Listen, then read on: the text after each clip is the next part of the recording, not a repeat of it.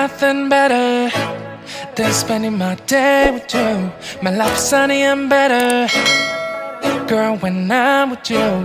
She illuminates so bright like a star in the sky. Hello mga ka-jobs, at nandito tayo sa project.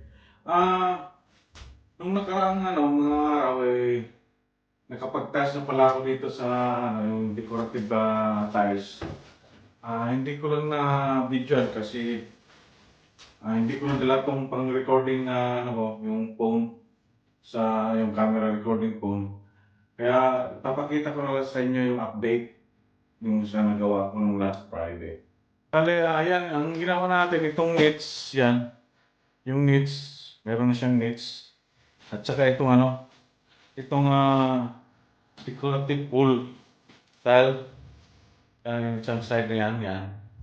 Yung sinasabi ko sa inyo na lalagyan natin ng another decorative na tiles. Yung laing ibang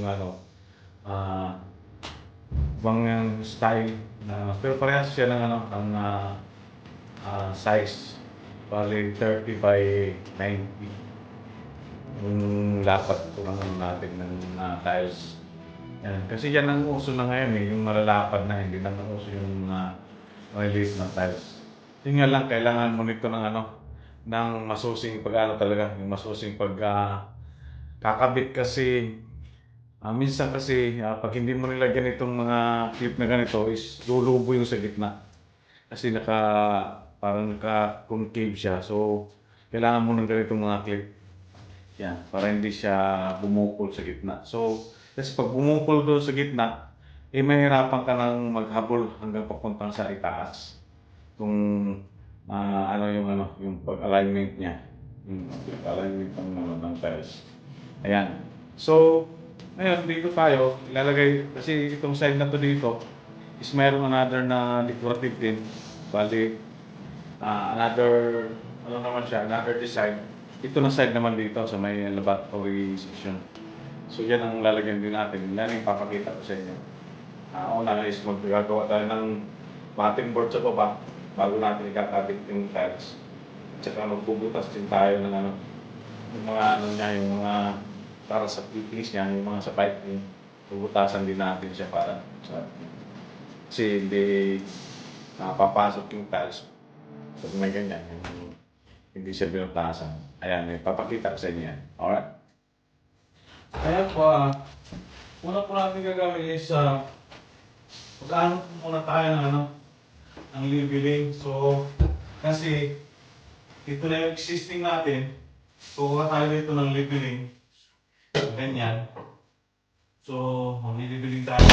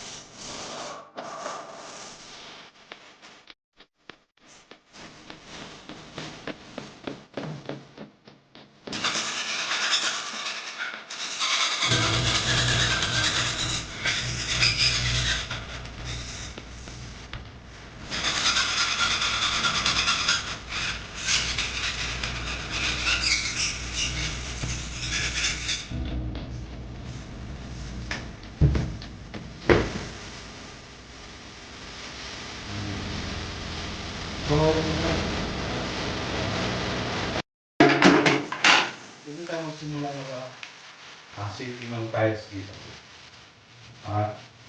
Yan, ganyan lang. Tapos, sisimula tayo magkaroon ng tiles. Bali, ito yung ano natin. Kung gagamitin, Hindi gagamitin natin yung tiles dito. Yung decorative tiles. Yan, ito siya. Bali,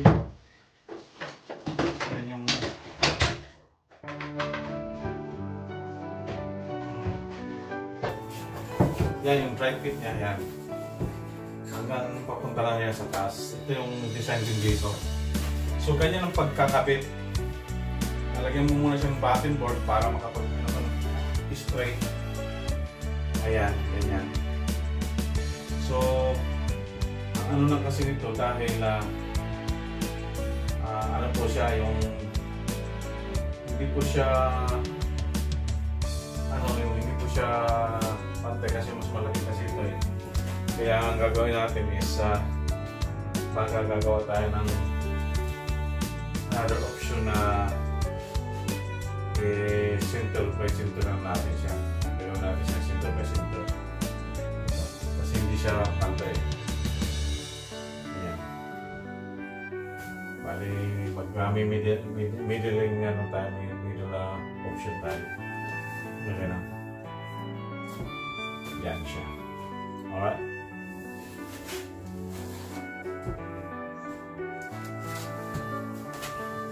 At makikita nyo yan mamaya pagka naikabit na natin yung papunta sa taas.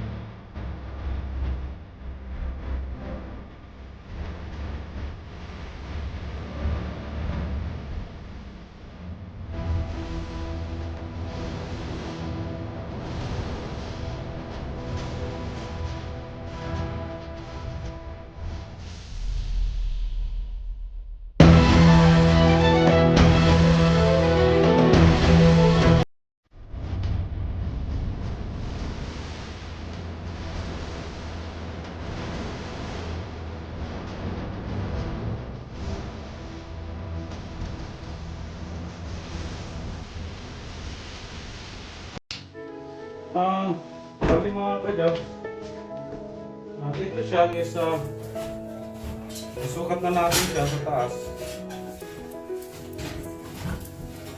Ito, yan. Sukatan na natin dito.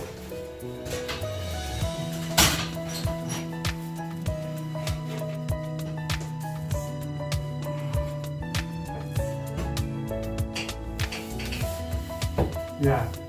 So, nakat na rin natin siya. So, okay. Ready for ano na siya. At yan. Bali, ito yung bubuan na design para dito sa kabilang side. Tapos yung bubuoy natin ngayon. Para bukas dito na tayo. Pupunta tayo sa kabilang wall. Ayun. So, dito pa ganyan. Ganyan. Hanggang dito pa ganyan tayo rin. Alright? Yan.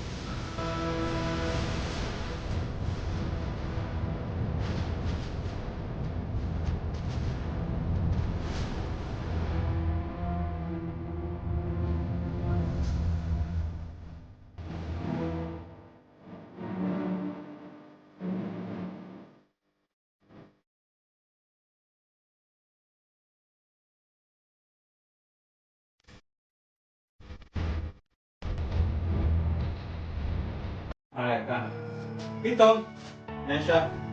Puno na natin siya. Yung lahat na papunta rin sa taas, okay na.